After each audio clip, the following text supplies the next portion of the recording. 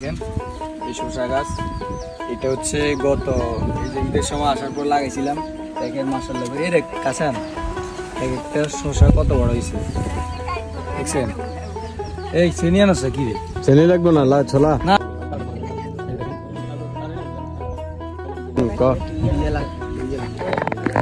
এই যে এখন 28 দিনে ফলন চলে আসছে দেখছেন। এখন আজকে হারভেস্টিং করব শসা। এই যে সুন্দর করে ভিডিও কর। এটা কতটুকু হইব? 1 কেজির উপরে হইব। ধন্যবাদ। দে রাখ আর কোন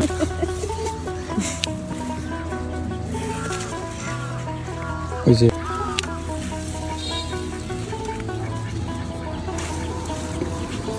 ওই মাইজান দেরি দেন আর এই দুবার দিলে ঠিক আছে। দুবার ধরে আমরা খাই মাথা কাছে